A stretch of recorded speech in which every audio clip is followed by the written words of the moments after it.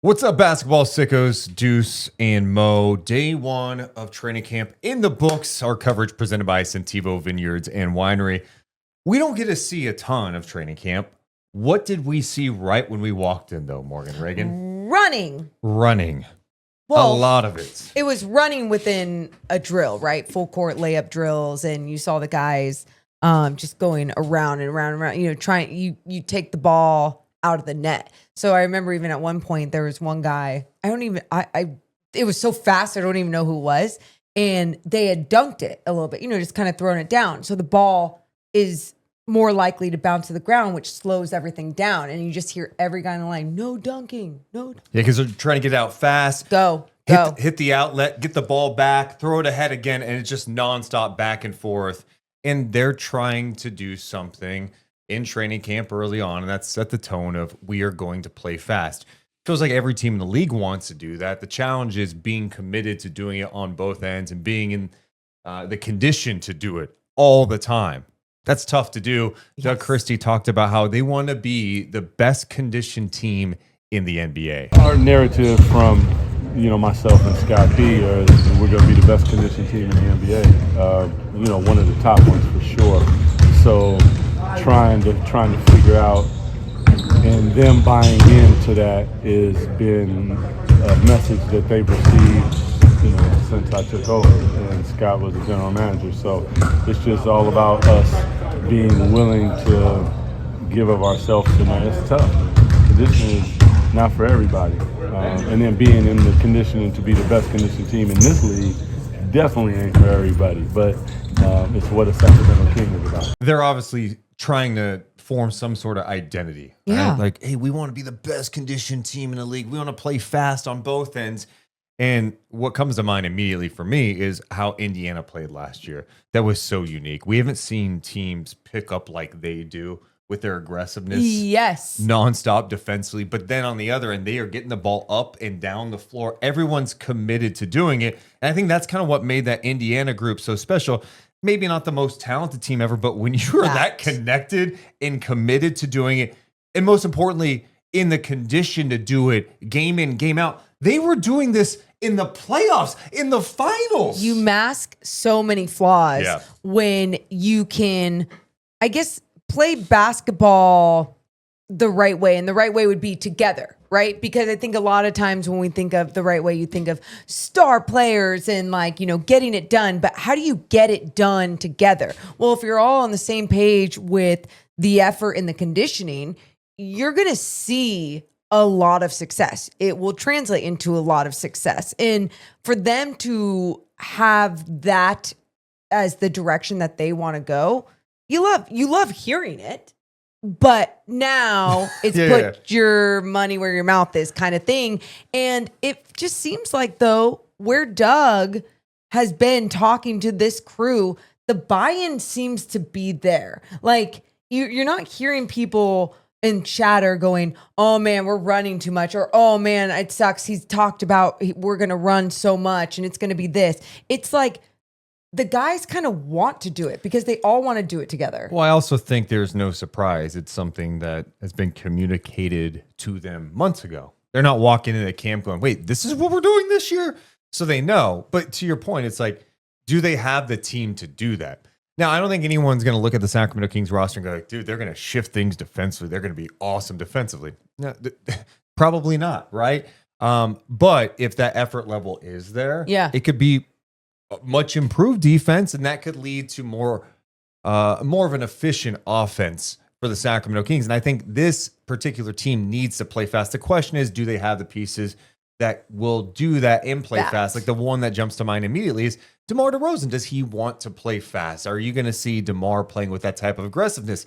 Now, you hear him yesterday, and he says he's in a completely different mental spot and that he put in work this offseason, unlike he has done in a long time. Yeah. So I guess we'll see what that looks like. Yeah. And I do also like when you do compare the Pacers to the style of play and how not only we saw them do that in the regular season, but when you saw them do that in the postseason, what you saw though, and this was something we talked about after every single game recap that we would do of them in the postseason, it was the growth every single game by game, you would see them get better at something, grow in one way as a team, whether it was with the pace, whether it was getting the ball even out faster, whether it was the rotations and just guys all being on a string and connected.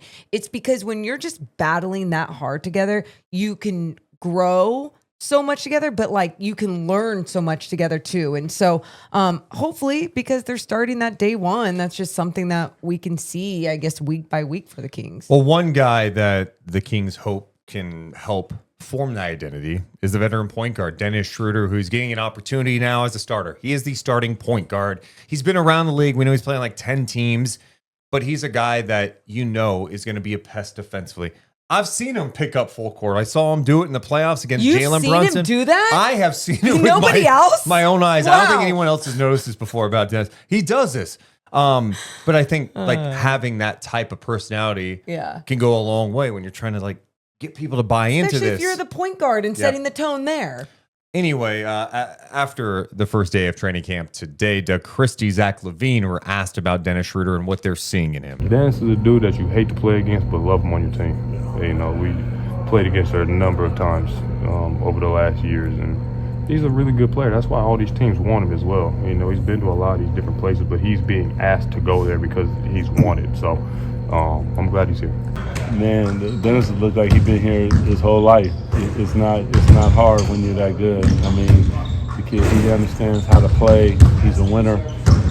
He plays the right way. He moves the basketball. He plays defense. He's not afraid to talk to his teammates. Like I told you guys yesterday, like everything that I was looking at him to be is what I'm seeing out there on the floor. So I'm really, really pleased. What jumped out to you about those comments? Well, that's something that we've said about him as well is, you know, I think some people want to knock him because he's bounced around the league when in so many ways he's bounced around where so many teams still want him and see value in him. And sometimes that's just going to be your role in a professional sports league. And that's very valuable. And that's why for the Kings, I love that they not only Doug Christie, but for Zach LaVine as well, like they see that value and they're excited to have him. Yeah. I've always looked at him as he's like that perfect role player. I don't think I look at him and go, this is the Kings point guard for the next 5 years. Right. But as they're trying to find a stopgap, they didn't even have a point guard last year. And you're trying to like shift the mentality of your organization, having a guy that is willing to do that, to be the irritant, that's going to talk some shit out there. I love that about him. He's a pest. And the Kings have lacked that. And then when it comes to his own teammates, we talk so much about like, hey, is Doug going to hold these guys accountable with like playing time if they're not doing their job? Having someone on the floor that will hold his teammates accountable, I think that goes a long way too. I think you need guys like that. So you do. I am excited to see what he can do, especially for a team that after the Fox deal, you're going. I mean, there was one point I was like, should Morgan come in at point guard for them? Could they sign her? Because it just didn't feel like there was anyone taking control. You didn't feel like, it felt like a glaring weakness for this team. Absolutely. All year. But I love what you said about him as a player, and he'd be willing to hold guys accountable, because that is something that was so missed last year. And I think even sometimes you saw Domas Sabonis try and hold guys accountable. Sometimes guys aren't going to connect with a certain delivery or a certain way. You didn't feel, he's a leader out there in so many different ways, but sometimes guys are just going to be like, F that, F you, like hold yourself accountable, or whatever it is. And so I think with someone like Dennis Schroder, like, those moments can still happen, but having someone who will be willing to do that and has the ball in their hands a lot as the point guard, as a floor manager, I think it could be good. I think we're going to like him. I think we're going to like him a lot. I think he's going to be one of those like fan favorites because of what he does. Whoa. Yeah, I'm not like saying, obviously I'm not saying a star. No, I understand. We're in Sacramento. We understand what fan favorite means. We fall in love with like random ass players. Hell yeah. I mentioned this last night, Quincy Acey. Hell, even Reggie Evans, John Brockman. Yeah. I mean, it's the most random ass players ever, but Dennis obviously a little more accomplished than those guys. Sure. I just think he does the things that like Kings fans appreciate. You're going to see it with the effort. And I think his ability to push the pace will be really good for this team too. So I'm excited to see what that looks like. Last thing we got to talk about, another topic of conversation today at Kings training camp was Keegan Murray, who's going into year 4. Look, I feel like Keegan Murray stock right now is at a great price if you want to buy. I think it's low. It's low, and I've been holding for a long time. Question: low with fans or low around the league? Where is it low? Fans. Okay. Some of the stuff I hear fans talk about with Keegan, I'm like, am I honestly watching the same game? And I think part of it is, just to be honest, we're so conditioned as fans to focus on offense, scoring. And what people are you a star? Aren't doing. Yeah. And look, he needs to. We're going to talk about the offense. But like what he does defensively, I think he's one of the best defensive guys in the league for his size and his ability to be versatile. Yes. If the Kings were a winning team and they improved their defense, you'd be like, yeah, this guy could be in the conversation to be on the all defensive team. I mean, whenever we look around the league as like a fan base and we see other teams, we go, God, you really need a guy like that. Like Keegan is the guy like that. He's the body type like that. He's the guy that can contribute on both ends of the floor, but then at a very high level on the defensive end. And then you see the high level potential on the offensive end. Yeah, and part of the potential offensively, it's on him to be more aggressive. But it's also on like the team to empower him and to set him up. He referenced during media day that he feels like for the first time he's got no strings attached. He can go out there and do his thing. And after practice today, Doug Christie, Zach LaVine commented on Keegan Murray and what they want to see from him on the offensive side of the ball. Part of the things I talked to Keegan about is like hunting shots. To give you an example, like Doug McDermott, he's a hunter. So as soon as he's in the corner, everyone's like, hey, watch out, he's in the corner, and the whole gym shifts over. And Keegan has to learn that mentality, and it's a learned thing. It's like whenever you catch it, I want him to catch it, not catch it, and then think about shooting as he's coming near. He needs to be already thinking about it. Matter of fact, when he's in the corner, he should be thinking, when I get up there, I'm going to shoot the basketball. And that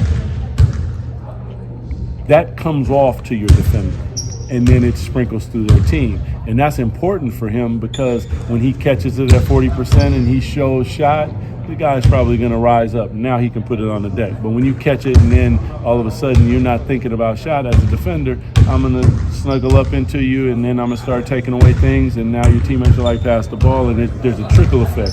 Well, he needs to hunt shots. And we've had the conversation, and for him, I think the number is around 10. If he can get up 10 threes, that would be a beautiful, beautiful thing. Want to see him to the free throw line more. But more than anything, like I told you guys yesterday, smile and play defense. Keegan does so many things well. He's a big-time defensive player for us. He's playing the 4, which is really out of position for him for us. He's a 3, but he can play the 4. He shoots the hell out the ball, but even in college, like he could post up, he could dribble, he can get to the hole. So just him having those opportunities. And I told him, I was like, look, when I throw you the ball up, just don't catch and hold it and turn around and look for somebody. Like go get it. This isn't something that where you have to look over your shoulder and try to find somebody. Go try to get your buckets or go explore, and then I'll always be right here for you. So I think it's an opportunity for him. Obviously, we have a lot of guys on the team that that shoot the ball and do what they do out there. Me, DeMar, even Domas when he's aggressive, but in spots where he's out there and he's the second option, or if he has it going, we're gonna go to him. So basically, Doug is saying, be a damn threat. Yeah. Like you get that ball, don't just look to hold it and allow the defense to be like, oh, we're not going to move or rotate. Do something with it. And I think empowering him to do that can go a long way. And I hope we see that growth from him because I think he's got more to give offensively. Which I feel like even the last couple of years or the last 2 years, this year, last year, whatever, he's been empowered to still do more. But I think certain personalities need to be approached differently. Whether that didn't get through to him with Mike Brown or his other revolving teammates last year, I think this year, because it's setting the tone and the approach is there from a coach that has played in the league and knows how to maybe communicate with him, to other teammates like even Zach LaVine and DeMar DeRozan, who do want the ball in their hands a lot too, only want him to do better. And that empowerment can go such a long way. And I think starting it from the beginning of the season is exactly the direction to go. But they can only empower him so much. He has to take that and run with it. But the ball has to move too. It can't be getting sticky where guys are standing around, which we saw. And I think it goes back to some of the things that we heard from media day. It's like, DeRozan said last year was a shit show, and Levine said that they didn't have an identity. Yeah. Well, it's hard to play with any sort of rhythm or flow if there's no identity. So hopefully you can establish that now during training camp. What do you think about the number that Doug said? 10 threes a game. I like it because it's tough to even hit that mark. Seems like a really high mark. It is, but like also look for yours. Be quick with it. That's the thing. It's more the mentality than the actual number. Yes, but I think for someone like Keegan, it's good to set that number high because then he also won't feel like a ball hog if he did shoot that number. And I think sometimes that's the kind of crap that gets stuck in his head. Like he doesn't want to be the selfish one, or he understands he's a team player, but being a team player, you also have to be aggressive because that's only going to make your team better. Well, if you're looking at 10 threes a game from Keegan this year, that again, we established that's high. Last year, he took 10.8 shots total per game, just under 6 threes a game. In his career, averaging 6.3 3-point attempts per game. So that would be a heavy increase. But again, if you get that to 8, and Keegan's goal is to become a 40% 3-point shooter again and win most improved player. I think if Keegan Murray is able to take any type of jump this year and get close to those goals, that would mean some really, really good things for the Sacramento Kings. It does, but let's just... It's after a couple days, I'm feeling solid about things. We haven't played a game yet. What was your word? No, I like what I'm hearing. What was your word of the day? Do you remember? My word of today was enthused. Enthused. I was excited about going to camp today. I was optimistic. Yeah. Just wait till the preseason. I remember last preseason. How many games they win in the preseason last year? Do you remember? No, do you? 0. Remember that was like a big talking point. I'm like, it's preseason. It doesn't matter. Yeah. This year, I'm like, can you just win a couple? Good damn.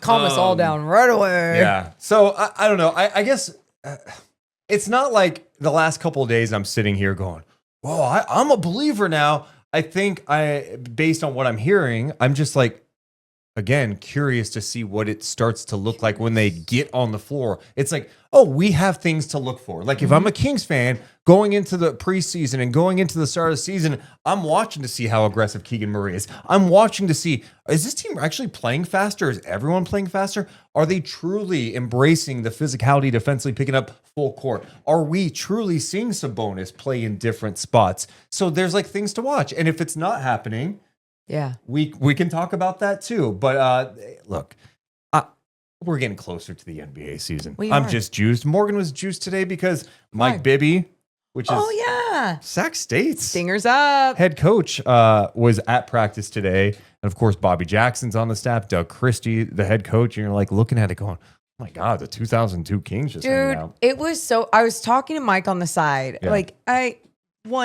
love Mike Bibby, and I am hoping he sees a lot of success at Sac State.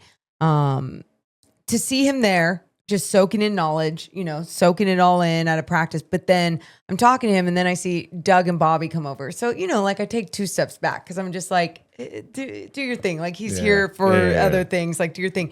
And to see those 3 talk, but then to be right there, I literally had this moment where I was like, as a little girl, I manifested being on the floor, being friends with these guys, add Chris Webber, add Peja, add Vlade, even add Jason Williams. Like I was just like, that was always my dream as a little girl. And I was just standing there for that moment. And I was like, this is so fucking cool. And now they're just like old men. And now there's old men that are kind of with like gray hair. Kind of my friends a little bit. I did see the picture that was posted, like Bobby Jackson, Doug Christie from Media Day like 20 years ago versus now. And I'm like, dude, Doug doesn't really look that much different. I mean, obviously what do they call those? What? The crow's feet? Is that what you're... You're only He's getting wrinkly. I mean, Oh it's my fine. God. I mean, that's where I was wrinkly. Look, You're and an I can idiot. talk about these things because I just got a facial the other day. I'm just Deuce is so proud. What? I told him he should get a facial to get his just a skin hydrofacial. Let me just. I know you guys are like, why You do you know the name? You remember the name? I'm so Yes. proud. Again, the one thing I'm learning is as I approach my early 30s, like I just need to take care of my skin now as opposed to like waiting. Like, imagine being like 37, 38 trying to deal with this shit. You know, so that's kind of what I'm doing. Proud of you. Anyway, training camp for all of us, you know. Let's of go. us. Let me know what you're thinking about training camp. Like, are there things you want to see in the first preseason game? Only let him know. Don't though. let Morgan know. Just make sure in the comments you address it to me and me only. What are things you're looking forward to? Has there been anything that's jumped out to you early on from camp and media day? Let us know in the comments below or on Spotify. You can email us, deuceandmo@gmail.com. We love you guys, but we gots to go. See ya.